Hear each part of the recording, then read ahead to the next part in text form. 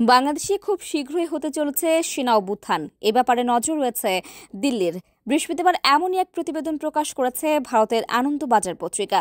তবে এমন খবরকে ভিত্তিহীন ও অবাস্তব বলে উড়িয়ে দিয়েছে প্রধান উপদেষ্টার প্রেস উইং এর ফ্যাক্ট চেকিং বিভাগ সিএ প্রেস উইং ফ্যাক্টস।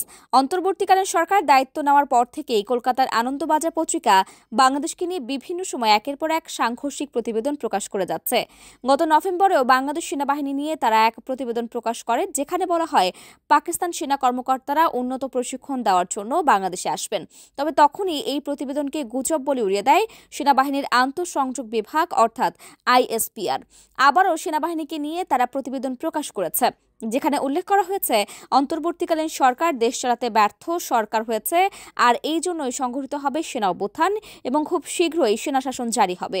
তবে শুক্রবারে প্রধান উপদেষ্টা সিএ প্রেস উইং ফ্যাক্টস জানিয়েছে, ভারতীয় গণমাধ্যম হাইব্রিড যুদ্ধের কৌশল ব্যবহার করছে, যা জুলাই আগস্ট অভ্যুত্থানের মাধ্যমে উৎখাত হওয়া তাদের দীর্ঘদিনের প্রক্সি শেখ হাসিনাকে সমর্থন করার জন্য পরিচিত।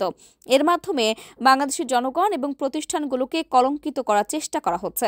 পোস্টে আরও বলা হয়, বাংলাদেশ সেনাবাহিনী সম্পর্কে আনন্দবাজারের সংবাদের বাস্তবিক কোনো ভিত্তিই নেই। তাদের গল্প বলিউডের কোনো রোমান্টিক কমেডি সিনেমার চেয়ে কম নয়, যার কোনো প্রমাণ বা ভিত্তি নেই।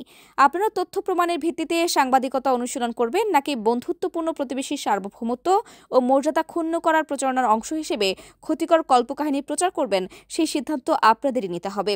শেখ হাসিনার সরকারের আমলেও আনন্দবাজার পত্রিকা সবসময় শেখ হাসিনাকে সমর্থন করে প্রতিবেদন প্রকাশ করত। এছাড়াও তারা জুলাইয়ের গণঅভ্যুত্থানের বিরোধিতা করেছে।